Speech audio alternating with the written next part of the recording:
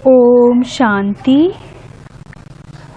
7 अक्टूबर 2020 की बाप दादा की साकार मुरली के सार में बाबा ने कहा, मीठे बच्चे आत्म अभिमानी होकर बैठो, अंदर घोटते रहो, मैं आत्मा हूँ। देही अभिमानी बनो, सच्चा चार्ट रखो तो समझदार बनते जाएंगे, बहुत फायदा होगा। प्रश्न है आज बाबा का, बेहद के नाटक को समझने वाले बच्चे किस एक लॉ नियम को अच्छी रीति समझते हैं? उत्तर में, यह अविनाशी नाटक है। इसमें हर एक पार्टधारी को पार्ट बजाने अपने समय पर आना ही है। कोई कहे हम सदा शांति धाम में ही बैठ जाएं, तो यह लॉ नहीं है, उसे तो पार्टधारी ही नहीं कहेंगे। यह बेहद की बातें बेहद का बाप ही तुम्हें सुनाते हैं। अब मुरली विस्तार से। ओम शांति। अपने को आत्मा समझकर बैठो, दे अभिमान छोड़कर बैठो। बेहद का बाप बच्चों को समझा रहे हैं। समझाया उनको जाता है जो बेसमझ होते हैं। आत्मा समझती है कि बाप सच कहते हैं। हम आत्मा बेसमझ बन गई है। मैं आत्मा अविनाशी, शरीर विनाशी है। मैं आत्म अभिमान छोड़ दे अभिमान में फंस पड़ा हूँ, तो बेसमझ ठहरे ना। बाप कहते हैं सब बच्चे बेसमझ हो पड़े हैं दे अभिमान में आकर। फिर तुम बाप द्वारा देही अभिमानी बनते हो तो बिल्कुल समझदार बन जाते हो। कोई तो बन गए हैं, कोई पुरुषार्थ करते रहते हैं। आधा कल्प लगा है बेसमझ बनने में। इस अंतिम जन्म में फिर समझदार बनना है। आधा कल्प से बेसमझ होते होते 100% बेसमझ बन जाते हैं। दे अभिमान में आकर ड्रामा प्लान अनुसार तुम गिरते आए हो। अभी तुमको समझ मिली है, फिर भी पुरुषार्थ बहुत करना है, क्योंकि बच्चों में दैवी गुण भी चाहिए। बच्चे जानते हैं हम सर्व गुण संपन्न 16 कला संपूर्ण थे, फिर इस समय निर्गुण बन पड़े हैं, कोई भी गुण नहीं रहा है। तुम बच्चों में भी नंबरवार पुरुषार्थ अनुसार इस खेल को समझते हैं। समझते समझते भी कितने वर्ष हो गए हैं, फिर भी जो नए हैं वह अच्छे समझदार बनते जाते हैं। औरों को भी बनाने का पुरुषार्थ करते हैं। कोई ने तो बिल्कुल नहीं समझा है। बेसमझ के बेसमझ ही हैं। बाप आए ही हैं समझदार बनाने। बच्चे समझते हैं माया के कारण हम बेसमझ बने हैं। हम पूज्य थे तो समझदार थे, फिर हम ही पुजारी बन बेसमझ बने हैं। आदि सनातन देवी देवता धर्म प्रायः लोप हो गया है। इनका दुनिया में किसको पता नहीं है। यह लक्ष्मी नारायण कितने समझदार थे, राज्य करते थे। बाप कहते हैं तत्वम। तुम भी अपने लिए ऐसे समझो। यह बहुत बहुत समझने की बातें हैं, सिवाय बाप के कोई समझा ना सके। अभी महसूस होता है बाप ही ऊंचते ऊंच समझदार ते समझदार होगा ना। एक तो ज्ञान का सागर भी है, सर्व का सद्गति दाता भी है, पतित पावन भी है। एक की ही महिमा है। इतना ऊंचते ऊंच बाप आकर के बच्चे बच्चे कह कैसे अच्छी रीति समझाते हैं।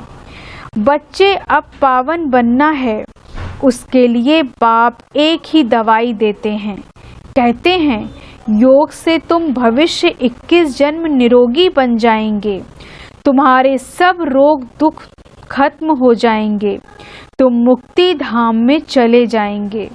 अविनाशी सर्जन के पास एक ही दवाई है, एक ही इंजेक्शन आत्मा को आए लगाते हैं। ऐसे नहीं कोई मनुष्य बैरिस्ट्री भी करेंगे, इंजीनियरिंग भी करेंगे, नहीं, हर एक आदमी अपने धंधे में ही लग जाते हैं।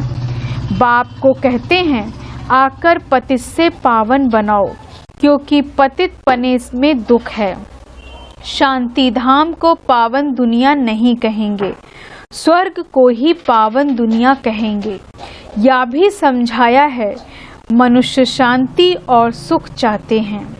सच्ची सच्ची शांति तो वहाँ है जहाँ शरीर नहीं, उसको कहा जाता है शांति धाम। बहुत कहते हैं शांति धाम में रहे, परंतु लौ नहीं है, वह तो पाठधारी हुआ ना। बच्चे नाटक को भी समझ गए हैं। जब एक्टर्स का पार्ट पूरा होगा तब वहाँ स्टेज पर आकर पार्ट बजाएंगे।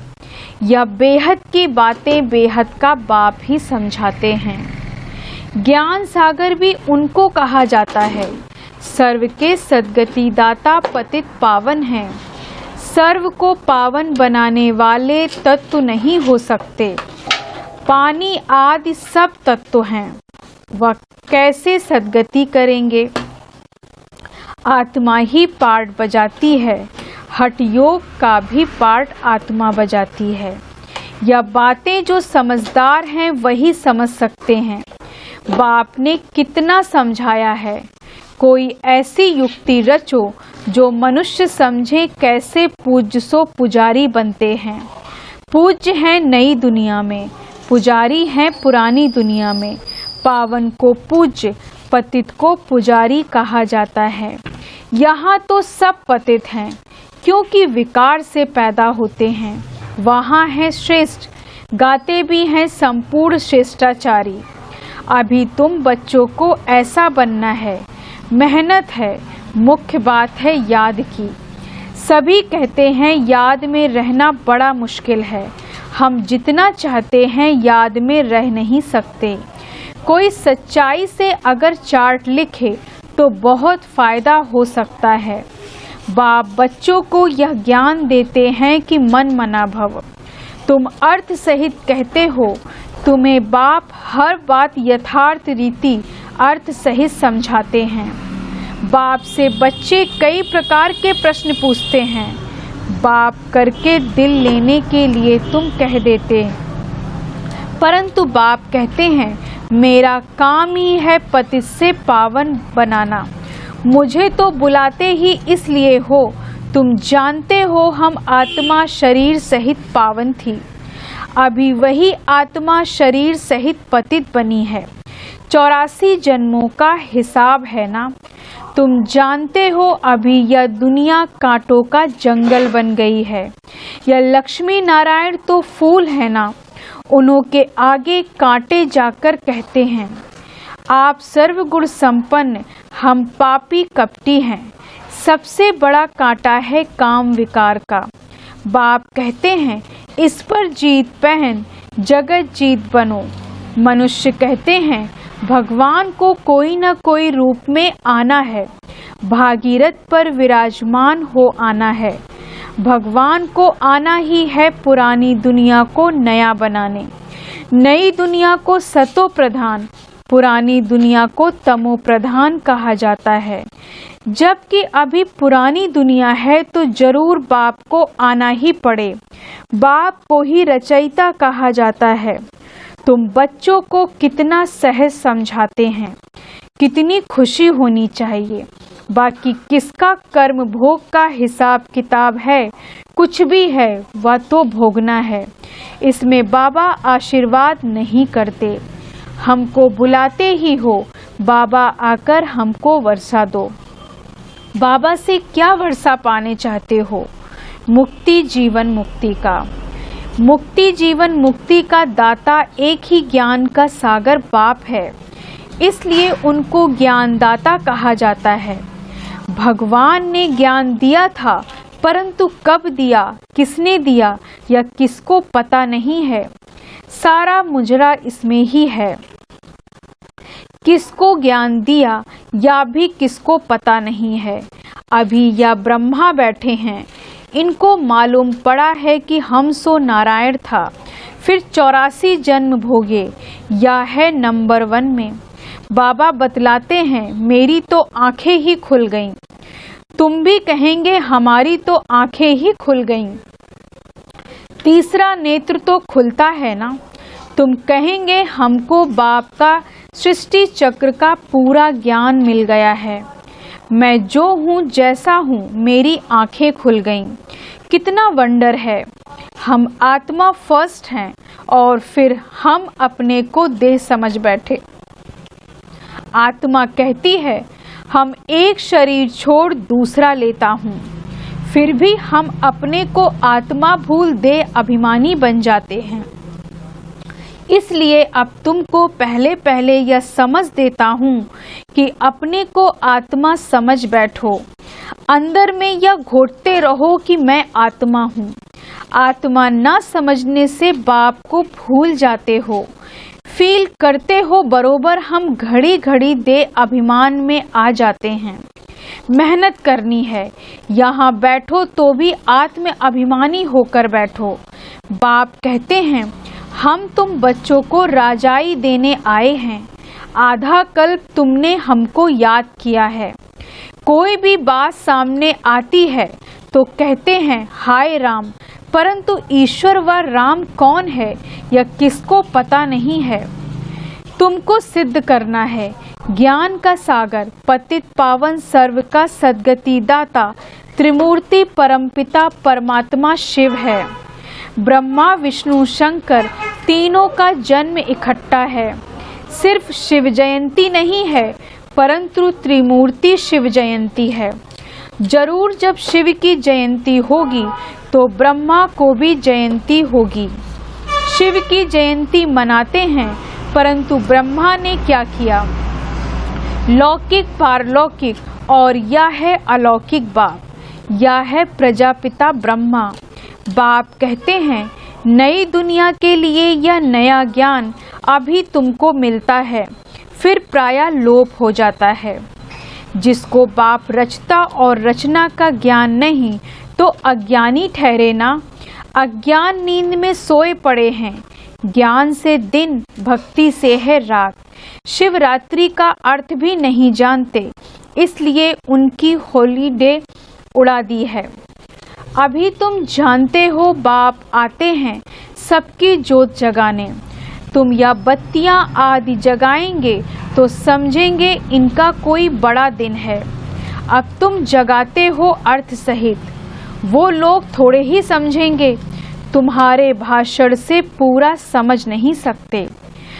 अभी सारे विश्व पर रावण का राज्य है।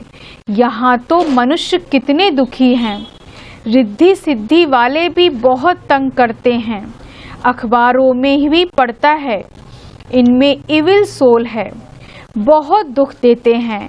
बाबा कहते हैं इन बातों से तुम्हारा कोई कनेक्शन नहीं।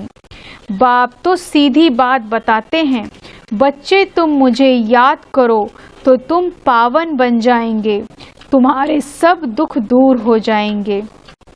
अच्छा, मीठे मीठे सिक्की लदे बच्चों प्रति मात पिता बाप दादा का याद प्यार और गुड मॉर्निंग।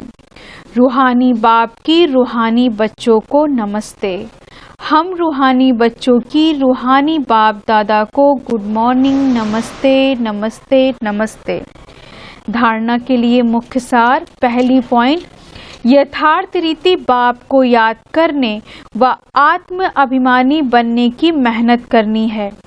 सच्चाई से अपना चार्ट रखना है, इसमें ही बहुत बहुत फायदा है। दूसरी पॉइंट, सबसे बड़ा दुख देने वाला कांटा काम विकार है। इस पर योग बल से विजय प्राप्त कर पतित से पावन बनना है। बाकी किन्हीं भी बातों में तुम्हारा कनेक्शन नहीं है। वरदान है आज बाबा का, विघ्न प्रूफ चमकीली फरिश्ता ड्रेस धारण करने वाले सदा विघ्न विनाशक भव। विघ्न प्रूफ चमकीली फरिश्ता ड्रेस धारण करने वाले सदा विघ्न विनाशक भव। विस्तार से स्व के प्रति और सर्व के प्रति सदा विघ्न विनाशक बनने के लिए क्वेश्चन मार्क को विदाई देना और फुल स्टॉप द्वारा सर्व शक्तियों का फुल स्टॉक करना, सदा विघ्न प्रूफ चमकीली फरिश्ता ड्रेस पहन कर रखना, मिट्टी की ड्रेस नहीं पहनना, साथ साथ सर्व गुणों के गहनों से सजे रहना, सदा अष्ट शक्ति शस्त्रधारी संपन्न मूर्ति बनकर रहना और कमल पुष्प के आसन पर अपने श्रेष्ठ जीवन के पांव रखना। स्लोगन है आज का, अभ्यास पर पूरा पूरा अटेंशन दो तो फर्स्ट डिवीज़न में नंबर आ जाएगा। अभ्यास पर पूरा पूरा अटेंशन दो तो फर्स्ट डिवीज़न में नंबर आ जाएगा। मातेश्वरी जी के अनमोल महावाक्य। यह ईश्वरी नॉलेज सर्व मनुष्य आत्माओं के लिए है। पहले पहले तो अपने को एक मुख्य पॉइंट ख्याल में अवश्य रखनी है। जब इस मनुष्य सृष्टि झाड़ का बीज रूप परमात्म है तो उस परमात्म द्वारा जो नॉलेज प्राप्त हो रही है वह सब मनुष्यों के लिए जरूरी है। सभी धर्म वालों को यह नॉलेज लेने का अधिकार है। भल हरेक धर्म की नॉलेज अपनी अपनी है, हरेक का शास्त्र अपना अपना है, हरेक की मत अपनी अपनी है, हरेक का संस्कार अपना अपना है, लेकिन यह नॉलेज सबके लिए है। भल वो इस ज्ञान को ना भी उठा सकें, हमारे घराने में भी ना आवें, परंतु सबका पिता होने के कारण उनसे योग लगाने से फिर भी पवित्र अवश्य बनेंगे। इस पवित्रता के कारण अपने ही सेक्शन में पद अवश्य पाएंगे, क्योंकि योग को ही सभी मनुष्य मानते हैं। परंतु मनुष्य ऐसे कहते हैं हमें भी मुक्ति चाहिए, मगर सजाओं से छूट मुक्त होने की शक्ति इस योग द्वारा मिल सकती है। आजपा जाप अर्थात निरंतर ईश्वरी याद। यह जो कहावत है श्वासों श्वास आजपा जाप जपते रहो, उसका यथार्थ अर्थ क्या है? जब हम कहते हैं आजपा जाप तो इसका यथार्थ अर्थ है जाप के बगैर श्वासों श्वास अपना बुद्धि योग अपने परम पिता परमात्मा के साथ निरंतर लगाना, और यह ईश्वरी याद श्वासों श्वास कायम चलती आती है। उस निरंतर ईश्वरी याद को आजपा जाप कहते हैं। बाकी कोई मुख से जाप जपना अर्थात राम राम कहना, अंदर में कोई मंत्र उच्चारण करना या तो निरंतर चल नहीं सकता। वो लोग समझते हैं हम मुख से मंत्र उच्चारण नहीं करते, लेकिन दिल से उच्चारण करना यह है आजपा जाप। परंतु या तो सहज एक विचार की बात है, जहाँ अपना शब्द ही आजपा जाप है, जिसको जपने की जरूरत नहीं है। आंतरिक बैठ कोई मूर्ति का ध्यान भी नहीं करना है, ना कुछ सिमरण करना है, क्योंकि वो भी निरंतर खाते पीते रह नहीं सकेंगे। लेकिन हम जो ईश्वरी याद करते हैं वही निरंतर चल सकती है, क्योंकि यह बहुत सहज है। जैसे समझो बच्चा है, अपने बाप को याद करता है तो उसी समय बाप का फोटो सामने नहीं लाना पड़ता है, लेकिन मनसा वाचा कर्मणा बाप के सारे ऑक्यूपेशन एक्टिविटी गुणों सहित याद आता है। बस यह याद आने से बच्चे की भी जो एक्ट चलती है तभी संशोष फादर करेंगे। वैसे अपने को भी और सबकी याद दिल भीतर से मिटाए उस एक ही असली पारलौकिक परमपिता परमात्मा की याद में रहना है। इसमें उठते बैठते खाते पीते निरंतर याद में चल सकते हैं। उस याद से ही कर्मातीत बनते हैं। तो इस नेचुरल याद को ही आजपा जाप कहते हैं। अच्छा, ओम शांति, ओम शांति। धन्यवाद बाबा, धन्यवाद।